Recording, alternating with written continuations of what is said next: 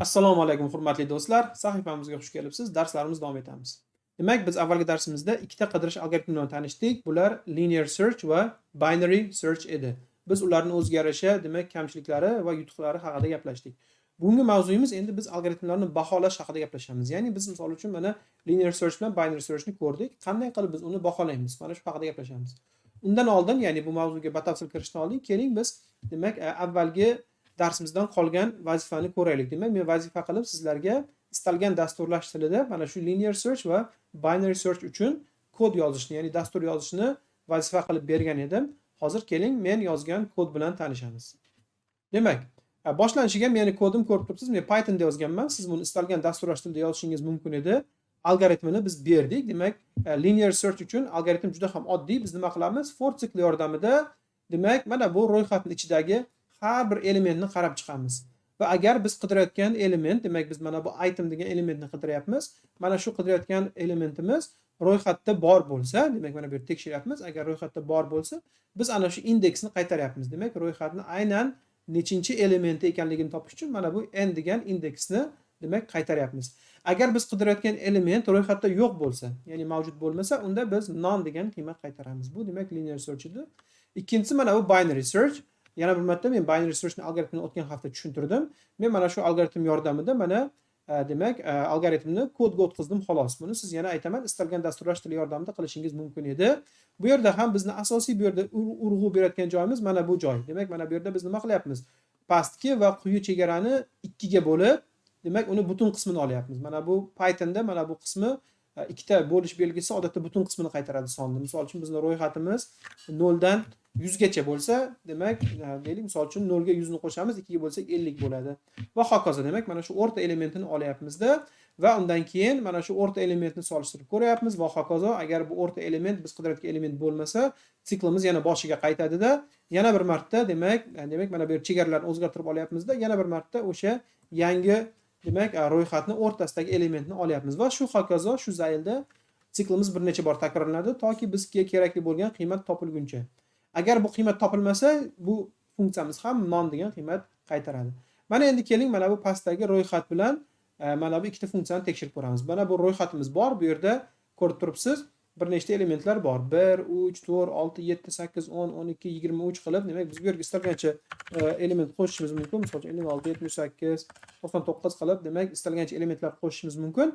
Mana birinchi biz linear search yordamida mana bu 7 sonni mana shu ro'yxatning ichidan qidiryapmiz. Demak, 7 soni ro'yxatning ichida nechinchi element ekanligini bilmoqchimiz. Kodni bajaradigan bo'lsam, o'ng tomonda ko'rib turibsiz, ikkalasi ham demak linear search ham, binary search ham 4 degan indeksni qaytardi. Demak, haqiqatan ham ro'yxatimizning ichida 0, 1, 2, 3, 4-element 7 soni ekan. Boshqa son yozib ko'raylik. Misol uchun mana 99 sonni yozib ko'ramiz. 99 sonni yozib ko'rsak, bu demak endi oxirgi element bo'ladi. Badashdak demak 12-element ekan. Yoki bo'lmasam keling ro'yxatda mavjud bo'lmagan sonni yozib ko'ramiz. Misol uchun mana 10 sonni yozib ko'ramiz. 10 emas, 11 sonni yozib ko'ramiz. Demak 11 soni ro'yxatda yo'q. 10 bor, 12 bor, 11 yo'q. Bajaramiz. Demak ikkalasi ham none degan qiymat qaytardi. Xo'p. Endi biz aytdikki, mana bu binary searchni o'ziga yarasha bitta kamchiligi, bu faqatgina taxlangan ro'yxat bilan, ya'ni tartiblangan ro'yxat bilan ishlaydi dedik. Va mana bu ro'yxatimiz ham hozir e'tibor bering 1, 3, 4, 6, 7 bo'lib va hokazo demak sonlar ketma-ketligi demak tartib bilan turibdi. Agar biz mana bu yerda ikkinchi ro'yxatimizga e'tibor bering. Mana bu mylist 2 degan ro'yxatimiz endi betartibroq. Demak, bu yerda misol uchun mana bu yerda 8 soni bor, undan keyin 12 keling, mana shu yerga 8 emas, misol uchun 18 deb yozib qo'yamiz. Keyin 12, keyin 25, keyin 1, 3, 4, 10, 5, 23 va hokazo. Demak, ro'yxat mana ko'rib turibsiz, yana qo'shimcha elementlar qo'shib tashlashimiz mumkin. Misol uchun istalgancha demak mana bunday qilib elementlar qo'shib tashladik. Ro'yxatimiz betartib bo'ldi. Keling endi mana shu ro'yxatning ichidan biz mana bu 12 degan sonni qidirib ko'ramiz. Mana endi kodni bajaradigan bo'lsak, e'tibor bering. Mana bu linear search 12 sonini topdi. 12 soni demak birinchi indeksda turibdi ekan. Haqiqatda ham mana bu 0-indeks, mana bu birinchi indeks, demak birinchi indeksda 12 degan son turibdi. Lekin binary search esa topa olmadi. None degan qiymat qaytardi. Nima uchun? Chunki ro'yxatimiz betartib bo'ldi. Boshqa son yozib ko'ramiz. Misol uchun 4 sonni yozib ko'ramiz. 4 sonni yozib ko'rsak, bu safar ikkalasi ham topa oldi. Lekin demak bu endi ko'rib turibsiz, har doim ham ishlamasligi mumkin. Misol uchun keling bu safar 13 sonni yozib ko'ramiz. Mana 13 sonni yozamizda. Yana qidirishni bossak, endi mana bu linear search 13 sonini topdi joyini, lekin binary search topa olmadi. Nima uchun? Chunki ro'yxatimiz betartib. Ana endi biz bu ro'yxatni agar taxlaydigan bo'lsak, misol uchun mana shu ro'yxatni ham mylist 2 deymizda sort funksiyasi yordamida, Pythondagi sort funksiyasi yordamida taxlab olamiz, tartibga keltirib olamiz. Va undan keyin kodni bajarsak, ikkala funksiyamiz ham endi to'g'ri ishlashni boshladi. Chunki endi ro'yxatimiz mana bu mylist 2 ro'yxatimiz mana tartib bilan turibdi ichidagi sonlar. Demak, binary searchni bitta kamchiligi faqatgina tartibli ro'yxatlar bilan ishladi ekan. Mana bu yerda biz boshqa misol ko'ryapmiz. Matnlar bilan, ya'ni keling matnlar bilan qanday ishlashiniga misol ko'raylik. Mana bu yerda menda mevalar degan ro'yxat bor. Bu ro'yxatning ichida ko'rib turibsiz, bir nechta mevalar bor. Olma, anor, olcha va hokazo. Men bu ro'yxatni taxlab oldim, sort funksiyasi yordamida taxlab oldim. Ana undan keyin men demak bajaradigan bo'lsam, mana binary searchni hozir bajarib, ichidan behi degan mevani topmoqchiman. Bajarsam mana ro'yxatimiz, mana bu ro'yxatimiz endi taxlangan ro'yxat, anjir, anor, behi va behi ko'rib turibsiz, ikkinchi o'rinda turibdi ekan va binary search buni topdi. Agar mana shu yerda ro'yxatni taxlamasak, demak ro'yxatni taxlamasdan qidiradigan bo'lsak, ko'rib turibsiz, endi binary search none degan qiymatni qaytardi. Demak, mana shu demak ikkita algoritm, linear search and binary search. Xo'sh. Endi bu ikkalasini qanday qilib baholaymiz? Keling, bevosita baholashga qaytaylik. Xo'p. Bizda kompyuterimizda resurslar bor. Birinchisi xotira, ikkinchisi protsessor. Demak, biz algoritmlarni qaysi algoritmdan foydalanishni tanlaganimizda mana shu ikkala resurs qanday foydalanishni, ya'ni bularning ikkalasidan unumli foydalanishni, samarali foydalanishni o'ylashimiz kerak ekan. Tasavvur qiling, mana shu ro'yxatimiz, yuqoridagi biz ko'rgan mevalar degan ro'yxatimiz kompyuterning xotirasida mana shunday ko'rinishda joylashgan. Mana kompyuterning bu katta xotirasi, xotiraning ichida mana bu ro'yxatimiz turibdi mana. Mana shu ro'yxat va bu ro'yxatning deylik mana bu indekslari. Demak, 0 dan 1, 2, 3 va hokazo 99 gacha 100 ta element bor. Tasavvur qiling, bu 100 ta turli xil meva, 100 xil meva. Endi biz mana shu xotiradan, mana shu ro'yxatning ichidan protsessorga deylik yuqoridagi kabi behi yoki olma degan mevani chaqirmoqchimiz. Agar biz linear search ishlatadigan bo'lsak, demak jarayon qanday kechadi?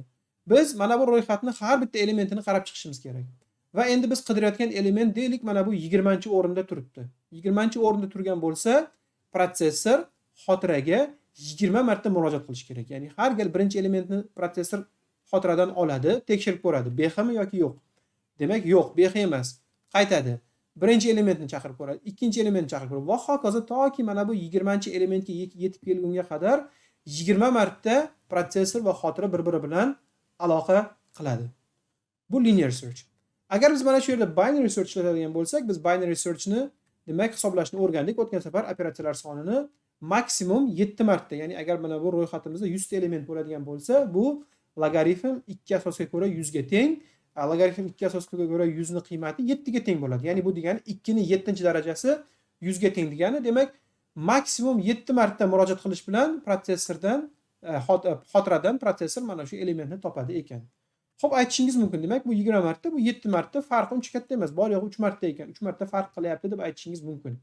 Lekin ro'yxatimizda elementlar soni oshgan sari, demak, mana bu qidiradigan jarayon ham sekinlashishni boshlaydi. Keling endi bevosita sonlar haqida gaplashaylik. Ya'ni bu bizni kompyuterimizdagi resurslarga aynan qanday ta'sir qilishini ko'ramiz. Misol uchun mana siz zamonaviy kompyuterga egasiz, Intel protsessori bor va odatda protsessorlarni demak sotib olganingizda siz chastotasiga qarab olasiz. Demak, mana bu yerda e'tibor bersangiz, mana Intel misol uchun 2.4 GHz, 2.3 GHz va hokazo demak kompyuterni chastotasi yozilgan bo'ladi. Xo'p, mana shu chastota nima degani? 2.4 yo 2.5 GHz nima degani? Keling shunga biz boshlanishiga misollar ko'ramiz. Mana deylik sizni kompyuteringizni demak protsessori 2.5 GHz chastotaga ega. 2.5 GHz nima degani? Avvalo giga degani bu milliard degani xolos. Demak, milliard so'zini qisqartirib biz lotinchada giga deymiz. Demak, mana bu 2.5 milliard Hz degani ekan. Hz nima degani? Hz degani bu marta degani. Ya'ni sizni protsessoringiz 1 sekundda 2,5 milliard operatsiya bajaradi degani. Demak, 1 sekundda 2,5 milliard operatsiya bajarsangiz, unda bitta operatsiyaga qancha vaqt ketadi? Buni topish uchun mana bu oddiy sodda formuladan foydalanamiz. Demak, mana bu chastotaga, demak 1 ni mana bu chastotaga bo'lsak, 0.4 10 darajasi -9. Demak, mana bu milliardning teskarisi bo'ldi. Demak, 0.4 nanosekund ketar ekan. Demak, yana bir marta aytamiz, 2,5 gigahertzlik protsessor bitta operatsiyani bajarish uchun 0.4 nanosekund vaqt sarflaydi ekan. Va yuqorida biz ko'rdik, misol uchun linear search yoki binary search ishlatganimizda kompyuterimiz demak mana bu xotiraga murojaat qiladi bir necha bor. Misol uchun agar 100 marta murojaat qilsa 0.4 ni 100 ga ko'paytiramiz, demak 40 nanosekund bo'ladi. Demak 40 nanosekundda 100 marta bitta ro'yxatga murojaat qilishi mumkin ekan. Endi siz aytishingiz mumkin, bu juda katta son emas-ku, demak nanosekundlarda aytyapmiz. Ro'yxatimiz misol uchun 100 ta yoki 1000 ta element bo'lsa, bor yo'g'i demak nechdir, demak 40 dur yoki 400 nanosekund vaqt ketadi ekan. Bu katta son emas-ku deyishingiz mumkin. Lekin biz kattaroq miqyosda o'ylashni o'rganishimiz kerak. Chunki bizning ro'yxatlarimiz ham, ertaga dasturlarimiz ham katta dastur bo'ladi va demak bu dasturga bog'langan ichidagi turli ma'lumotlar ham ko'p bo'ladi. Misol uchun biz bugun misol tariqasida Google'ni olamiz. Deylik, Google'da misol uchun bugungi kunda taxminan 1,5 milliardga yaqin foydalanuvchi bor. Demak, endi biz 1,5 milliard foydalanuvchi bo'lsa, endi tasavvur qiling, biz mana shu 1,5 milliard foydalanuvchining ichidan bitta kerakli foydalanuvchini topmoqchimiz. Mana shunday dastur yozmoqchimiz. Xo'p.